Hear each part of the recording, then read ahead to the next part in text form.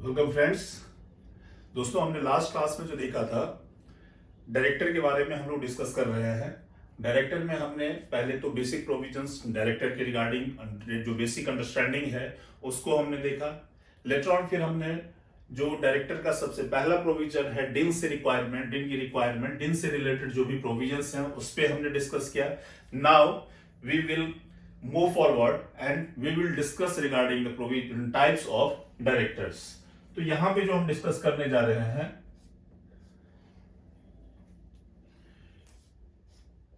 Types of directors की।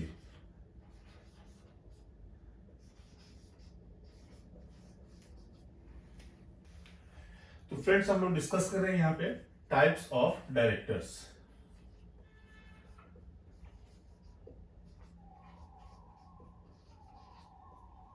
Types of director जो है यहां पे बेसिकली क्या कहा गया है कि यदि हम देखते हैं कि पार्ट टाइम या फुल टाइम के बेसिस पे, तो बेसिकली डायरेक्टर्स जो होते हैं वो दो तरह से आप इसको बाइफरकेट कर सकते हो।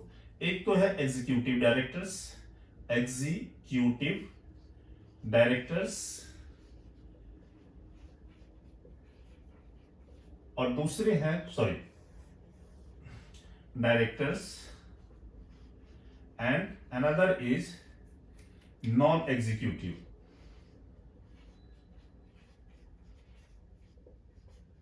फ्रेंड्स, इसे हमें समझना सबसे पहले इसलिए जरूरी है कि एग्जीक्यूटिव क्या होते हैं और नॉन एग्जीक्यूटिव क्या होते हैं।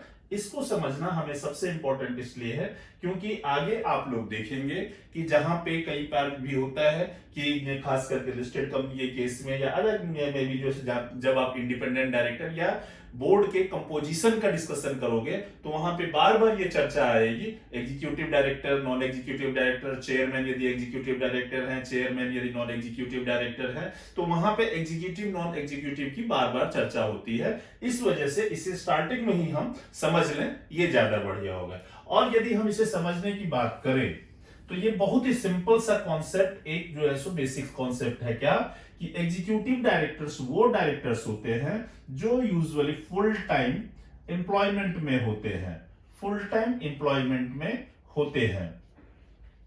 जबकि ये नॉन एग्जीक्यूटिव जो है इसे आप ये भी कह सकते हो पार्ट टाइम डायरेक्टर होते हैं। जैसे कि ये अपनी सिटिंग फी लेते हैं और काम खत्म, ये कंपनी के एम्प्लॉयमेंट में नहीं होते हैं और कंपनी के हर एक मैनेजमेंट में इनका जो है सो इन्वॉल्वमेंट नहीं होता है। ये सिर्फ बोर्ड के लेवल पे जब मीटिंग होती है या इसमें अलग अलग कुछ डायरेक्टर्स हैं जैसे कि इंडिपेंडेंट डायरेक्टर्स हैं, तो इंडिपेंडेंट डायरेक्टर्स की अलग से भी मीटिंग होनी जरूरी होती है, तो उसमें जो है सो उस तरह के डायरेक्टर का रोल होता है। जबकि जो एग्जीक्यूटिव डायरेक्टर्स होते हैं, एग्जीक्यूटिव डायरेक्टर्स की बात करें तो ये कंपनी के यूजुअली एम्प्लॉयमेंट में होते हैं। इसका एग्जांपल यदि हम समझने की कोशिश करें तो इसका example managing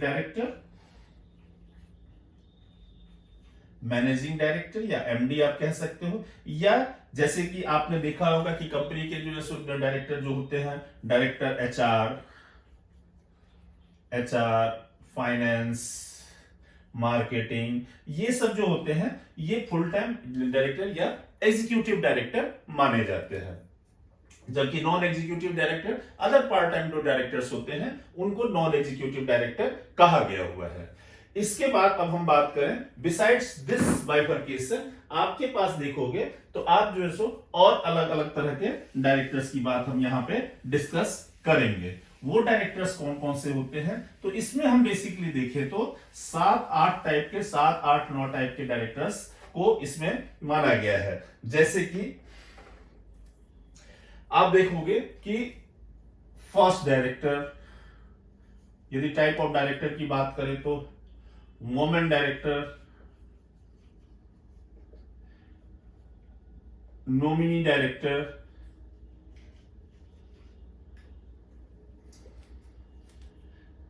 resident director, professional director,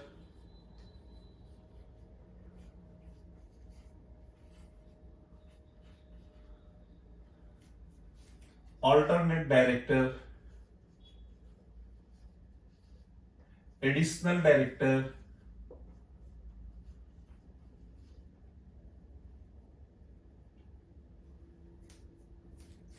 small share holders director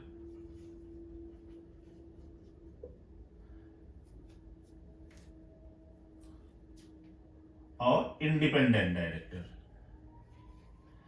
दोस्तों हमने ये देखा कि यहां पर लगभग 9 तरह के डायरेक्टर हैं जिनको वन बाय वन हम लोग डिस्कस करेंगे और इसमें देखेंगे कि इससे रिलेटेड प्रोविजंस क्या क्या है। तो आइए हम लोग अब सबसे पहले जो है एक के बाद एक डिस्कस करते हैं।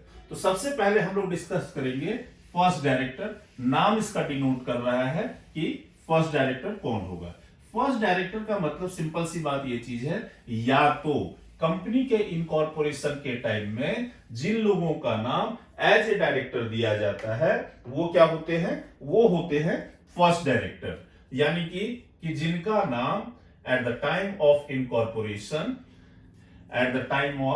इनकॉर्पोरेशन जो लोग डायरेक्टर के लिए जो है नॉमिनेट किए जाते हैं, जिनका नाम डायरेक्टर के लिए होता है, वो कहते हैं। यदि ऐसा नहीं है कि इनकॉर्पोरेशन के टाइम पे किसी का नाम नहीं दिया गया हुआ है as a director, in that case subscriber to the memorandum जो होंगे उन्हें ही फर्स्ट डायरेक्टर मान लिया जाता है। ये डीम्ड फर्स्ट डायरेक्टर होते हैं, इन्हें फर्स्ट डायरेक्टर कहा जाता है। इसके बाद नेक्स्ट हम यदि डिस्कस करें रेजिडेंट डायरेक्टर की, तो रेजिडेंट डायरेक्टर कोई भी कंपनी, इंडियन कंपनी होगी, कोई भी कंपनी होगी, एवरी कंपनी, चाहे वो इंडियन कंपनी हो चाहे वो फॉरेन कंपनी हो, फॉरेन कंपनी का यदि यहां पे कोई सब्सिडरी है, क्योंकि फॉरेन कंपनी, अब कोई भी फॉरेन कंपनी है जो बाहर की कंपनी है, वहां के रूल के हिसाब से वो अपना इनकॉर्पोरेशन किया हुआ, सब कुछ किया है। लेकिन यदि इंडिया के अंदर कोई भी कंपनी इनकॉर्पोरेट किया गया हुआ है, तो आप देखोगे सेक्शन 149 सब सेक्शन 3 में वर्ड दिया गया हुआ है एवरी डायरेक्टर। तो एवरी कंपनी मींस कि इंडिया के अंदर जो भी कंपनी इनकॉर्पोरेट हुई है उसमें, उस हर तरह की कंपनी में, चाहे वो पब्लिक कंपनी हो, चाहे प्राइवेट कंपनी हो, चाहे लिस्टेड हो, चाहे अनलिस्टेड हो, चाहे ओपीसी हो, कुछ भी है, यदि वो कंपनीज एक्ट के तहत रजिस्टर्ड है तो उसमें कम से कम एक जो है वो रेजिडेंट डायरेक्टर होंगे। अब सवाल यहां पे ये उठता है कि भाई रेजिडेंट डायरेक्टर तो होंगे, रेजिडेंट डायरेक्टर कहा किसे जाएगा, रेजिडेंट किसे कहा जाएगा? तो यहां पे क्या चीज कहता है कि रेजिडेंट डायरेक्टर उस डायरेक्टर को माना जाएगा जो पिछले प्रीवियस फाइनेंशियल ईयर में at least not less then 182 days यहां पे इंडिया में स्टे किया हुआ होना चाहिए। तो यहां पे क्या चीज कहता है कि ड्यूरिंग द फाइनेंशियल ईयर आपको जो है, आप जैसे 2023-24 है तो 2023-24 पूरा फाइनेंशियल ईयर कह रहा है, तो ऑब्वियसली है कि आप जो है 1 अप्रैल से लेके 31 मार्च तक के लिए लोगे। तो इस पूरे पीरियड में उसने यदि 182 दिन 182 डेज या ज्यादा के लिए रहा हुआ है वो डायरेक्टर, तो he shall be considered as the resident director. And every company must have a director who is to be resident director. यदि मान लेते हैं कि भाई कोई कंपनी XYZ लिमिटेड है, इस कंपनी को तो खुले हुए ही 6 मंथ्स हुए हैं, इस केस में क्या करें, या 9 मंथ्स हुए हैं या 3 मंथ्स हुए हैं, तो इस केस में क्या करेंगे? तो सिंपल सी बात है कि यदि 1 साल के लिए 182 डेज, तो 6 महीने के लिए 91 डेज, यानी प्रोपोर्शनेटली उसे क्या चीज किया जाएगा कि प्रोपोर्शनेटली उसे जो है सो रिड्यूस कर दिया जाएगा। जितने टाइम के लिए है उस 12 महीने में यदि आप कहते हो कि 182 डेज कम से कम होने चाहिए, तो 6 महीने में उसका आधा कर लो, या 9 महीने हैं तो 75% पीरियड कर लो, उतना दिन उस डायरेक्टर को यहां पे इंडिया में स्टे किया हुआ होना चाहिए। यहां पे फिर क्या कहता है, in case of specified IFSC public companies, private company, provision shall be applicable in respect of financial year other than the first financial year from the date of its incorporation. यानी कि क्या कहता है कि जो स्पेसिफाइड IFSC प्राइवेट कंपनीज होगी, उनके case में जो ईयर ऑफ इनकॉर्पोरेशन होगा उसमें, उसके लिए ये 182 डेज का कंडीशन एप्लीकेबल नहीं होगा। नेक्स्ट बात करते हैं हम वुमेन डायरेक्टर की।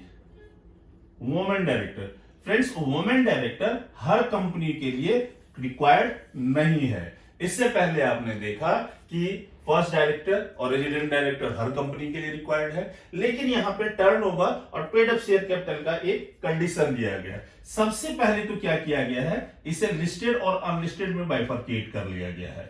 लिस्टेड और अनलिस्टेड, वो भी क्या, पब्लिक कंपनी। लिस्टेड में तो ना कोई टर्नओवर की बात की गई है, ना ही कोई पेड अप शेयर कैपिटल की बात किया गया है। यदि कंपनी की सिक्योरिटीज लिस्टेड है, लिस्टेड कंपनी है, तो उस केस में क्या होगा, बिना किसी, सिर्फ एक ही कंडीशन यदि कोई कंपनी फुलफिल करती है, that's it's securities listed on the stock exchange of India, तो उस केस में, यानी जिसे आप लिस्टेड कंपनी कहते हो, जिसके सिन का पहला लेटर एल से स्टार्ट होता है, उस कंपनी में सिंपल से है कि वुमेन डायरेक्टर तो होना ही चाहिए। लेकिन जो कंपनी अनलिस्टेड पब्लिक कंपनी है, यानी कि जिसके सिन में पहला लेटर यू होगा और बाद में पीएलसी होगा, ये दोनों चीजें होगी, तो उस केस में क्या चीज कहता है कि दो में से कोई एक कंडीशन फुलफिल होना चाहिए। ये कंडीशन क्या चीज है, एक तो टर्नओवर की कंडीशन है, दूसरा पेड अप शेयर कैपिटल का कंडीशन है। पेड अप शेयर कैपिटल की यदि बात करें तो ये कहता है क्या कि नॉट लेस देन 100 करोड़, और टर्नओवर की बात करें तो not less then 300 crore, not less then 300 crore. तो ये यदि कैपिटल होगा, ये यदि टर्नओवर होगा, इनमें से कुछ भी होगा, तो उन सारी अनलिस्टेड पब्लिक कंपनीज पे वुमेन डायरेक्टर अपॉइंट करना मैंडेटरी हो जाएगा। दूसरी बात क्या चीज कहता है कि कुछ कंपनी तो इन पे है, बेसिकली आपको ध्यान ये नहीं रखना है कि किस पे नहीं एप्लीकेबल होगा, ध्यान से ये रखना है कि किस पे एप्लीकेबल होना है। तो सिर्फ दो तरह की कंपनी है, लिस्टेड या unlisted public company. Unlisted public company में कंडीशन है, कंडीशन क्या है कि paid up share capital 100 crore का होना चाहिए या टर्नओवर 300 करोड़ या उससे ज्यादा का होना चाहिए। तो ये कंडीशन यदि फुलफिल कर रहा है, in such a case it will be said that the company must have to appoint, company requires to appoint the women director. तो यहां पे ये चीज कहता है। दूसरी बात क्या कह रहा है, क्या company not required to appoint women director, तो कौन सी कंपनी को वुमेन डायरेक्टर अपॉइंट नहीं करना है, that is specified IFSC public companies and private company which is not a subsidiary of public company. It means, क्योंकि आप जानते हो कि यदि प्योरली प्राइवेट कंपनी से कह सकते हैं, यदि कोई प्राइवेट कंपनी सब्सिडरी है किसकी, किसी पब्लिक कंपनी की, तो इसे भी हम क्या कंसीडर कर लेंगे, पब्लिक कंपनी ही कंसीडर कर लेंगे for the provision of this, for the purpose of this provision. But यदि कोई प्योरली प्राइवेट कंपनी है और स्पेसिफाइड आईएफएससी पब्लिक कंपनी है, उसके केस में वुमेन डायरेक्टर के अपॉइंटमेंट की रिक्वायरमेंट नहीं होती है। ऑब्वियसली लिस्टेड कंपनी है, तो लिस्टेड कंपनी में कुछ एडिशनल रिक्वायरमेंट्स भी होते हैं। तो रेगुलेशन 17 जो है एलओडीआर रेगुलेशन 2015 का, वो क्या कहता है कि the board of directors of the top 500 listed companies shall have at least one independent women director. तो जो टॉप 500 लिस्टेड कंपनीज हैं, उसमें कम से कम एक इंडिपेंडेंट वुमेन डायरेक्टर होनी चाहिए। And the board of directors of the top 1000 listed entities shall have at least one independent act by अप्रैल, यानी कि 1 अप्रैल 2019 को ऐसा नोटिफिकेशन निकला था कि जो टॉप की 500 कंपनीज हैं, उसमें आपको कम से कम एक वुमेन डायरेक्टर होगी जो कि इंडिपेंडेंट डायरेक्टर होगी। और 2020 में एक साल के बाद जाके ये नोटिफिकेशन 500 के बदले 1000 कंपनीज के लिए होगा, जो टॉप 1000 कंपनीज है। अब ये टॉप 1000 कंपनी 500 कंपनीज कैसे डिटरमाइन किया जाता है, it is determined on the basis of market capitalisation of the company. तो मार्केट कैपिटलाइजेशन के बेसिस पे जो टॉप 1000 कंपनीज होगी, आज के डेट में आपको ये प्रोविजन ध्यान रखना है कि उसके केस में as per regulation 17 of the LODR 2015 आपको कम से कम एक इंडिपेंडेंट वुमेन डायरेक्टर अपॉइंट करना जरूरी है। तो ये वुमेन डायरेक्टर की बात हम कर रहे थे। तो तो फर्स्ट डायरेक्टर हमने देखा, फर्स्ट डायरेक्टर में कुछ भी नहीं है। फर्स्ट डायरेक्टर में सिंपली क्या चीज है कि या तो जो है सो उसका नाम दिया रहेगा आपके इस आर्टिकल में, या तो सब्सक्राइबर टू द मेमोरेंडम जो होंगे उसे फर्स्ट डायरेक्टर माना जाएगा। उसके बाद हमने देखा रेजिडेंट डायरेक्टर, तो वहां पे क्या चीज किया गया है कि फाइनेंशियल ईयर में 182 डेज का उनका रहना जरूरी है। तीसरा हमने देखा वुमेन डायरेक्टर। वुमेन डायरेक्टर के लिए हमने क्या देखा कि कंपनी को दो पार्ट में बांटा गया है, लिस्टेड एंटिटी और अनलिस्टेड एंटिटी। लिस्टेड एंटिटी के केस में क्या चीज है कि लिस्टेड एंटिटी के केस में कोई कंडीशन नहीं है, only the company should be listed in the stock exchange of the India. और अनलिस्टेड कंपनी के केस में क्या है कि दो कंडीशन दे दिए गए हैं। वो दो कंडीशन क्या क्या चीज है कि या तो उसके जो है 300 करोड़ का टर्नओवर होना चाहिए, या तो 100 करोड़ का पेड अप शेयर कैपिटल होना चाहिए। तो ये वुमेन डायरेक्टर की बात कर रहा है। दूसरी बात कहता है कि ये किस पे नहीं एप्लीकेबल होगा, ये स्पेसिफाइड आईएफएससी प्राइवेट कंपनीज पे एप्लीकेबल नहीं होगा, या जो कोई ऐसी कंपनी जो कि प्योरली प्राइवेट कंपनी है उन पे एप्लीकेबल नहीं होगा। तीसरी बात, रेगुलेशन 17 जो है एलओडीआर का लिस्टेड कंपनी में एक एडिशनल रिक्वायरमेंट देता है, कहता है क्या सिर्फ 1 अप्रैल 2020 जो टॉप की 1000 कंपनीज है उन कंपनीज में जो भी इतने होगा उन कंपनीज के लिए आपको जो क्या है कि एक इंडिपेंडेंट वुमेन डायरेक्टर अपॉइंट करना जरूरी होगा। तो ये जो है सो यहां पे आपने देखा कि तीन डायरेक्टर के बारे में। अब नेक्स्ट हम जो बात करने जा रहे हैं, नेक्स्ट बात करने जा रहे हैं स्मॉल शेयर होल्डर्स डायरेक्टर की बात करने जा रहे हैं। ये स्मॉल शेयर होल्डर्स डायरेक्टर की जो बात करने जा रहे हैं, तो सबसे पहले हमें तो ये पता होना चाहिए कि भाई ये स्मॉल शेयर होल्डर होते कौन है। स्मॉल शेयर होल्डर वो होते हैं, कौन होते हैं, स्मॉल शेयर होल्डर्स डायरेक्टर की बात करें, स्मॉल शेयर होल्डर डायरेक्टर की बात करें तो ये डायरेक्टर जो होंगे ये इलेक्टेड होंगे किसके द्वारा, तो स्मॉल शेयर होल्डर्स के द्वारा। ये तो ठीक है। अब स्मॉल शेयर होल्डर के द्वारा इलेक्टेड होंगे तो स्मॉल शेयर होल्डर होते कौन है, तो स्मॉल शेयर होल्डर वो डायरेक्टर होते हैं, स्मॉल शेयर होल्डर वो होते हैं जिनके पास 20,000 नॉमिनल वैल्यू की 20,000 नॉट मोर देन, ठीक है, not more then 20,000 nominal value का शेयर उनके पास होगा। तो वो शेयर होल्डर्स जो होंगे वो कौन होंगे, वो होंगे स्मॉल शेयर होल्डर्स होंगे। अब इसके टर्म्स कंडीशन की बात हम करें तो सबसे पहला क्या चीज कहता है, listed company upon the notice of not less than 1000 small share holders. तो हमने क्या देखा कि सबसे पहला कंडीशन क्या चीज है कि स्मॉल शेयर होल्डर होने चाहिए। तो स्मॉल शेयर होल्डर कौन होंगे, जिनके पास 20,000 या उससे कम के नॉमिनल वैल्यू के शेयर होंगे। तो अब डायरेक्टर जो चुना जाएगा, क्या एक स्मॉल शेयर होल्डर्स जो होंगे, तो ऐसे तो बहुत सारे स्मॉल शेयर होल्डर्स होते हैं कि किसी ने 10 रखा। नॉर्मली हम जो है लिस्टेड कंपनी के केस में क्या करते हैं, शेयर में जो इन्वेस्ट करते हैं, यदि हमारे पास पैसा कम है तो हम 50 शेयर भी खरीदते हैं, 10 शेयर भी खरीदते हैं, 2 शेयर भी खरीदते हैं, 2000 शेयर भी खरीदते हैं। तो यहां पे क्या चीज कहता है कि not less than 1000 small share holders. और तो यहां पे सबसे पहली बात करने हैं क्या कि हमें नोटिस कंपनी को देना होगा, नोटिस देना होगा कंपनी को। कितने, कौन देगा नोटिस, नोटिस देगा 1000 not less than 1000 small share holders, 1000 small share holders और 1/10 of the total number of such share holders whichever is, या टोटल स्मॉल शेयर होल्डर आप काउंट कर लो, टोटल स्मॉल शेयर होल्डर आप count कर लो और उसका 1/10 निकाल लो। तो या तो 1000 इन नंबर कितने शेयर होल्डर है नहीं है उससे नहीं मतलब है, या तो टोटल के 1/10 जो होंगे which ever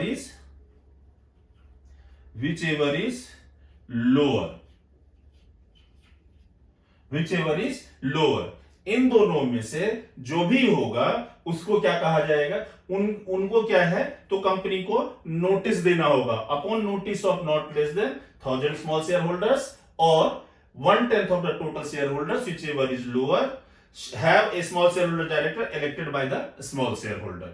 notice of intention to propose a candidate. तो यहां पे क्या कहता है कि 14 दिन पहले, at least 14 days before the notice, भाई अब स्मॉल शेयर होल्डर्स का जो है सो सिलेक्शन, डायरेक्टर का जो है सो इलेक्शन होना है, सिलेक्शन होना है, तो उसके लिए तो मीटिंग होगी। तो कह रहा है क्या कि ये जो शेयर होल्डर्स होंगे जिनको जो कि कैंडिडेट को के लिए अपने प्रपोज करना चाह रहे हैं, उनको मीटिंग से कम 14 दिन पहले यहां पे नोटिस छोड़ना होगा। कितने दिन पहले? 14 दिन पहले नोटिस जो है स्मॉल शेयर होल्डर के द्वारा कंपनी को मीटिंग के 14 दिन पहले यहां पे नोटिस छोड़ना पड़ेगा। Statement by the propose small share holders director, the notice shall be A company. अब ये नोटिस में होगा क्या, नोटिस का कंटेंट क्या होगा? तो कह रहा है क्या, the notice shall be accompanied by statement signed by the proposed director for the post of small shareholders director, stating his director identification number, that he is not disqualified to be appointed as under the act and his consent to act as director। Means क्या चीज है कि भाई यहाँ पे दोनों को काम करना पड़ेगा, जो बनाना चाहता है और जो बनना चाहता है। जो बनाना चाहता है यानी स्मॉल शेयर होल्डर्स जो होंगे, इन्हें नोटिस देना होगा। अब इस नोटिस में तो ये लिखा ही रहेगा कि हम इसको बनाना चाहते हैं, उसको बनाना चाहते हैं। अब इस नोटिस का एक दूसरा कंटेंट भी क्या है, जो कि इंटेंडेड डायरेक्टर या आप कह दो प्रपोज्ड डायरेक्टर, प्रपोज्ड डायरेक्टर, ये प्रपोज्ड डायरेक्टर जो होंगे, ये नोटिस में क्या क्या लिखेंगे, अपना डिन, क्योंकि हमने स्टार्टिंग में ही पढ़ा है इस चैप्टर के स्टार्टिंग में ही कि डिन के बिना तो डायरेक्टर आप बन ही नहीं सकते हो। दूसरी बात कि डिक्लेरेशन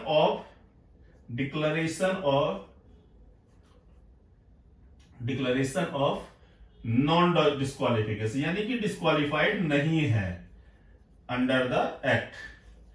डिस्क्वालिफिकेशन हम लोग आगे डिटेल में देखेंगे भी, जो कि सेक्शन 164 में दिया हुआ है।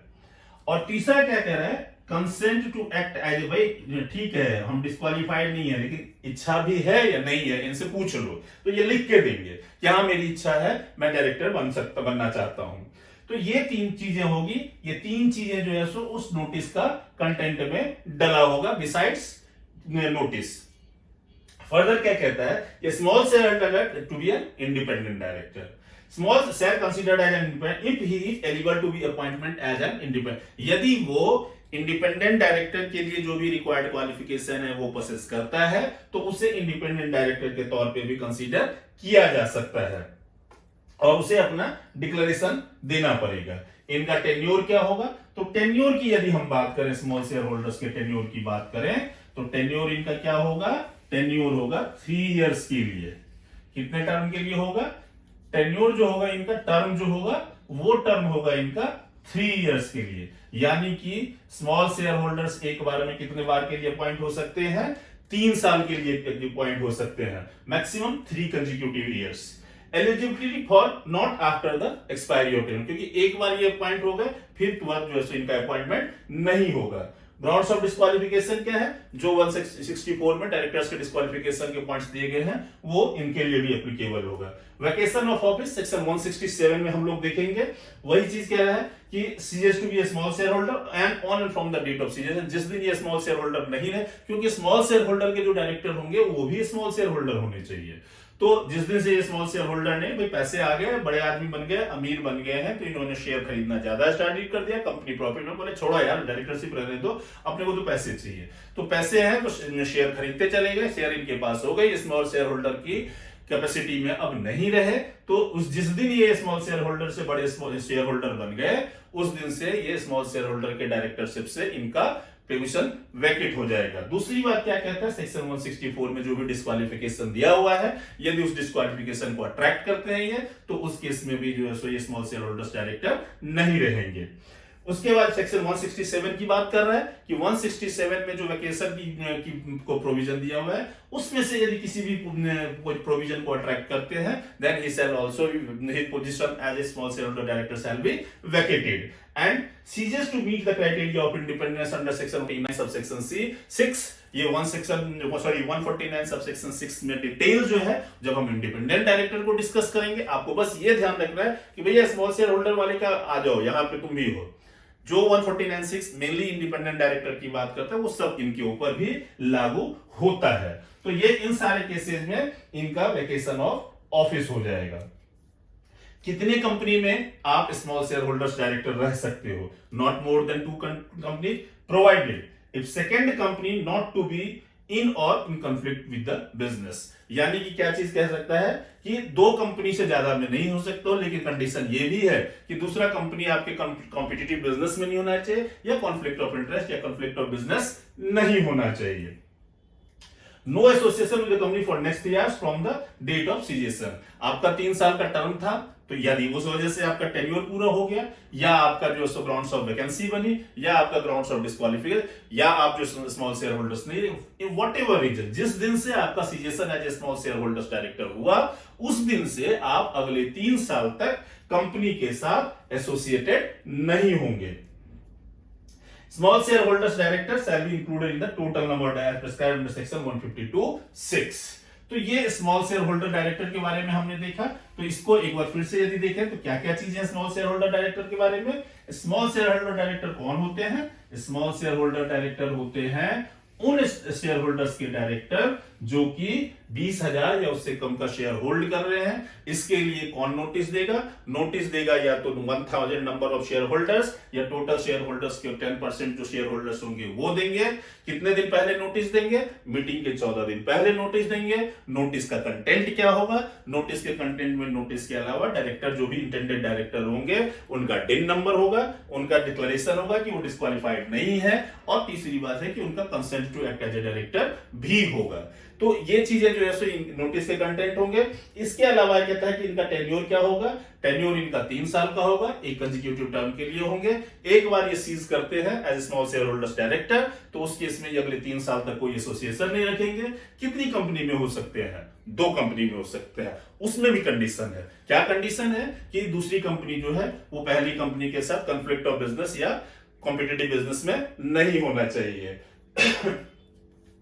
उसके इसका सीजेशन कैसे हो सकता है? सीजेशन होने के लिए कह रहा है कि या तो आप स्मॉल शेयर होल्डर नहीं रहे, या तो आप जो वो सेक्शन 164 अट्रैक्ट कर गए, या तो सेक्शन 167 अट्रैक्ट कर गए। तो इन केसेस में आपका जो स्मॉल शेयर होल्डर्स डायरेक्टर का पोजीशन जो है वो वैकेट हो जाएगा। Now we will discuss further another type of directors, that is next is the additional director.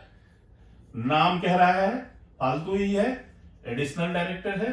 तो आप इससे बहुत कुछ अंदाजा लगा सकते हो कि भाई ये एडिशनल डायरेक्टर है, तो ये हमेशा परमानेंट तो होता नहीं है। तो 161 सबसेक्शन 1 कहता है कि एओए यानी आर्टिकल ऑफ एसोसिएशन में और contain the provision authorising board of directors to appoint any person other than person who fails to get appointed as a director. यानी कि सपोज करो कि कोई मिस्टर एक्स हैं, पहले प्रोविजन देख लेते हैं फिर एग्जांपल समझेंगे।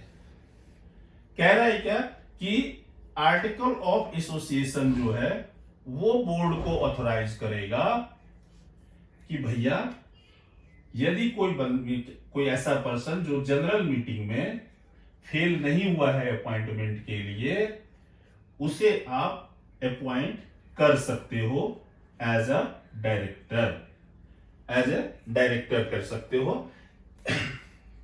As an additional director.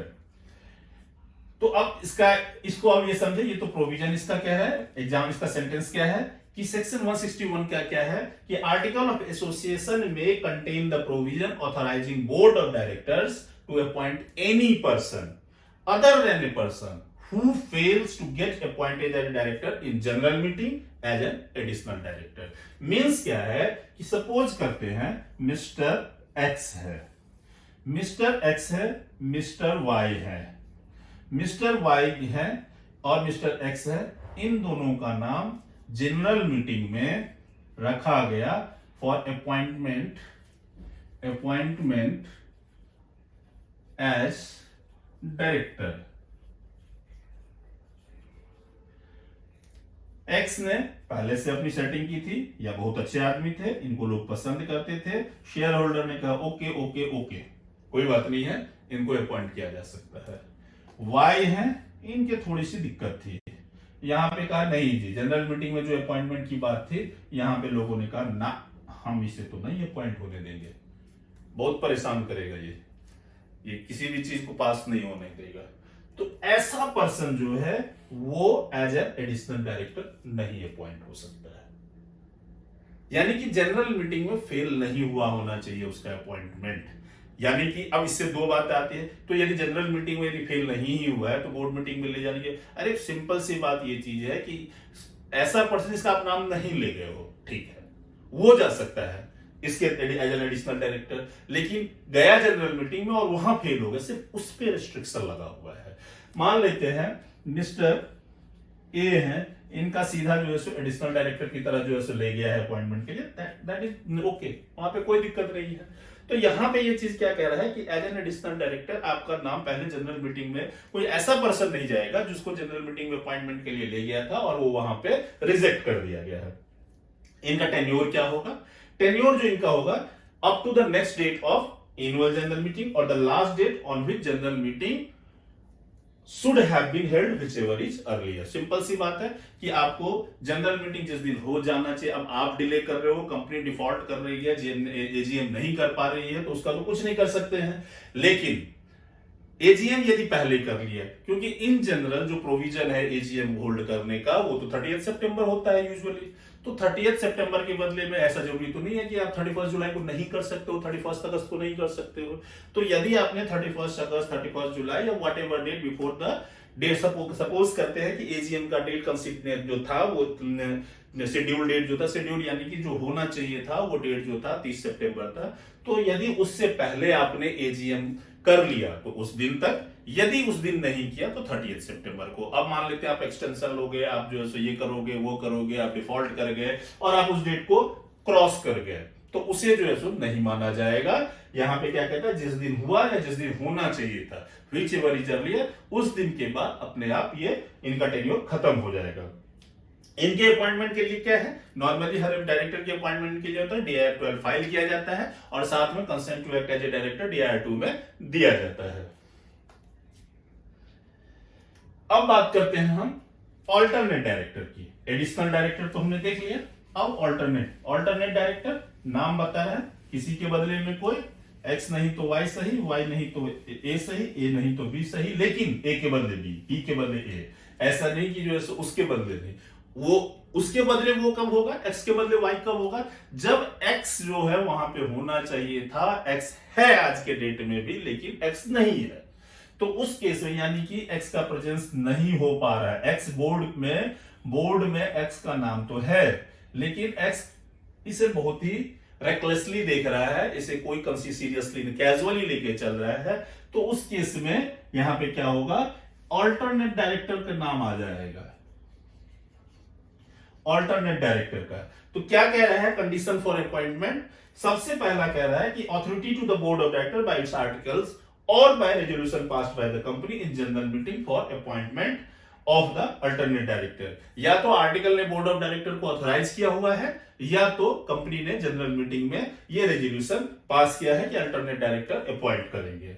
Person अब किसके बदले में अपॉइंट करेंगे, कि कब ऐसी स्थिति आएगी, the person in whose place alternate director is being appointed, मैंने पहले ही कहा था किसी के बदले में किसी को अपॉइंट किया जाता है। Appointed should be absent for a period of not less then 3 months from India, India से आप कम से कम 3 महीने के लिए बाहर रहे हो। जो पर्सन अपॉइंट होगा as an alternate director shall be the person other than person holding any alternate directorship for any other director in company और holding directorship in the same company. It means क्या चीज कह रहा है कि या तो ये कहीं पे ऑल्टरनेट डायरेक्टरशिप कहीं पे होल्ड कर रहे हो या उस कंपनी में डायरेक्टरशिप होल्ड कर रहे हो। क्या चीज कह रहा है, shall be the other than person holding any alternate directorship for any other director in the company or holding directorship in the same company। Alternate directorship कहीं भी यदि ये होल्ड कर रहे हैं या डायरेक्टरशिप सेम कंपनी में होल्ड कर रहे हैं तो ऐसे पर्सन को as an alternate director appoint नहीं किया जाएगा। If it is proposed to appoint an alternate director to be an independent director, it must ensure that obviously कि यदि अल्टरनेट डायरेक्टर को जो है सो इंडिपेंडेंट डायरेक्टर की बात कहते हैं तो उसे इंडिपेंडेंट डायरेक्टर की जो भी क्वालिफिकेशंस हैं वो प्रोसेस करना पड़ेगा।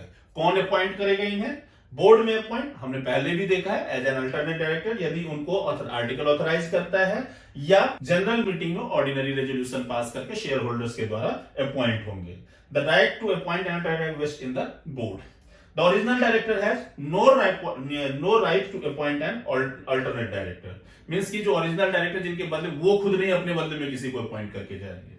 The members have no right to appoint an alternate director. The members can only empower to appoint alternate director and when board thinks fit. यानी कि या तो आर्टिकल में लिखा हुआ हो या शेयर होल्डर्स बोर्ड को ऑथराइज कर देंगे भैया तुम अपॉइंट कर दो. Method of appointment by passing resolution at a board meeting और by passing resolution by circulation. Means कि इन पर्सन ही होना जरूरी नहीं है, बाय सर्कुलेशन भी ये रेजोल्यूशन पास किया जा सकता है. अल्टरनेट डायरेक्टर के टर्म ऑफ ऑफिस की बात हम यदि करें तो सिंपल सा है कि जितना ओरिजिनल डायरेक्टर का टर्म था उससे ज्यादा तो होगा नहीं, या तो the alternate director shall vacate his office from the original director in whose place when the original director in whose place the alternate director was appointed has returns to India. या तो इंडिया आ गए या उनका period खत्म हो गया. Automatic reappointment applies to the original director. ये जो जैसे डायरेक्टर रिटायरमेंट रोटेशन होता है या जो है रिटायर रोटेशन में ऑटोमेटिक अपॉइंटमेंट की बात होती है, तो उस केस में ये ऑल्टरनेट डायरेक्टर पे एप्लीकेबल नहीं होगा. ये एप्लीकेबल किस पे होगा? ये एप्लीकेबल होगा ओरिजिनल डायरेक्टर पे. सेबी ने by notification with effect from October 1st 2018 कि no person shall be appointed और continue as an director for an independent director of a listed entity. ये आपको लिस्टेड कंपनी के लिए ध्यान में रखना होगा कि लिस्टेड एंटिटी के लिए कोई भी पर्सन कंटिन्यू नहीं करेगा as an alternate director for an independent director. Or as per section 165, annotated in a company shall also be included while counting the number of directors. यानी कि अल्टरनेट डायरेक्टर जो होते हैं ये टोटल नंबर ऑफ डायरेक्टर्स के में इनको include किया जाता है. नेक्स्ट है नॉमिनी डायरेक्टर. नॉमिनी डायरेक्टर कौन होते हैं? नॉमिनी डायरेक्टर यूजुअली दो तरह के होते हैं.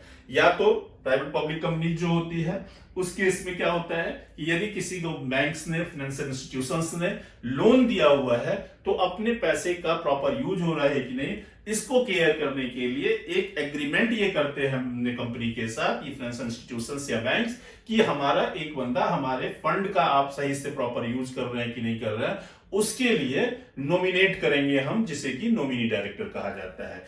या दूसरा क्या चीज होता है कि दूसरा होता है क्या कि सेंट्रल गवर्नमेंट या स्टेट गवर्नमेंट की जो कंपनी होती है यानी जिसे आप गवर्नमेंट कंपनीज कहते हैं, government company obviously due to share holding by the government, तो उस केस में जो उनके ऑफिसर्स एज ए नॉमिनेट किए जाते हैं इन द बोर्ड ऑफ डायरेक्टर्स तो उन्हें भी नॉमिनी डायरेक्टर कहा जाता है.